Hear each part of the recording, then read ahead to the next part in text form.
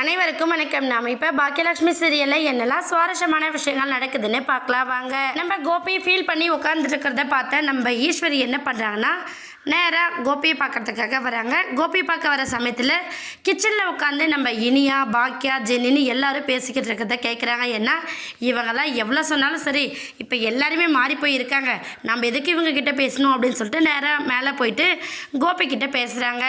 கோபி, நீ தயவு செஞ்சு அவளை நினச்சி வருத்தப்படாத. பாதையில் வந்தா அவள் வரும்போது நம்ம குருவி கூடு மாதிரி இருந்து நம்ம கூட்டை கரைச்சி உன்னை பிரிச்சுட்டு போனா, அவள் சொன்னப்போ உன்னை யார் தடுத்தும் கேட்காம கல்யாணம் பண்ணா. இப்போ அவள் வேண்டான்னு முடிவெடுத்து நம்ம யார் சொல்லியும் கேட்காம அவள் பாட்டு டைவர்ஸ் நோட்டீஸில் அனுப்பிட்டு போயிட்டாலே. அவளை நினச்சி நீ எதுக்காக வருத்தப்படுற? நீ அவளை நினைக்கவே நினைக்காத. உனக்காக நான் இருக்கேன், உன் பசங்க இருக்காங்க, எல்லாருமே இருக்கோம். நீ எதை நினச்சி கவலைப்படக்கூடாது கோபி அப்படின்னு சொல்கிறாங்க. இன்னொரு பக்கம் கோபி கிட்ட பேசுறதுக்காக நம்ம செலினை கூட்டிகிட்டு வராங்க.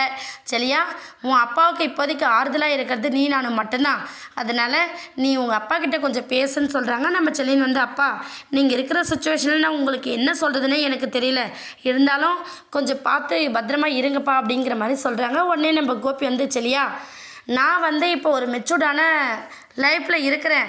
நான் தான் என் பசங்களான உங்கள் எல்லாரையும் தாங்கணும், வயசான அப்பா அம்மாவை தாங்கணும். ஆனால் நீங்கள் எல்லோரும் என்னை தாங்குற மாதிரி ஒரு சுச்சுவேஷனை நான் க்ரியேட் பண்ணிட்டேன்னு நினைக்கும் போது எனக்கு ரொம்பவே வருத்தமாக இருக்குது அப்படின்னு சொல்லிட்டு நம்ம கோபி ரொம்ப ஃபீல் பண்ணுறாரு.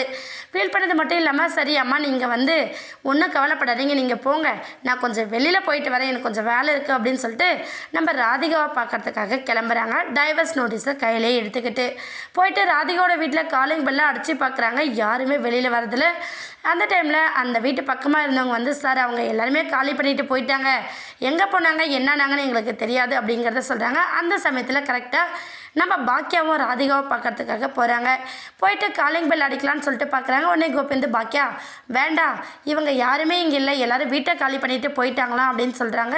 இதை கேட்டதுமே நம்ம பாக்கியாவுக்கு ரொம்ப ஷாக் ஆகிடுது. என்ன சொல்கிறாங்க, காலி பண்ணிட்டு போயிட்டாங்களா அப்படிங்கிற மாதிரி சொல்கிறாங்க. உடனே கோபி சரி பாக்கியா, நீ எதுக்காக இங்கே வந்த அப்படின்னு சொல்லிட்டு கேட்குறாங்க. இல்லை, ராதிகா இந்த மாதிரி ஒரு சுச்சுவேஷனில் எவ்வளோ வருத்தப்படுவாங்க, அவங்க மனசு எவ்வளோ காயப்பட்டிருக்குன்னு எனக்கு தெரியும், அதனால தான் அவங்கக்கிட்ட பேசிட்டு போகலான்னு வந்தேன்னு சொல்கிறாங்க. என்னாக போதுன்னு வெயிட் பண்ணி பார்க்கலாம். இந்த வீடியோ உங்களுக்கு பிடிச்சிருந்தா மறக்காமல் நம்ம சேனலை சப்ஸ்கிரைப் பண்ணுங்கள். தேங்க்யூ.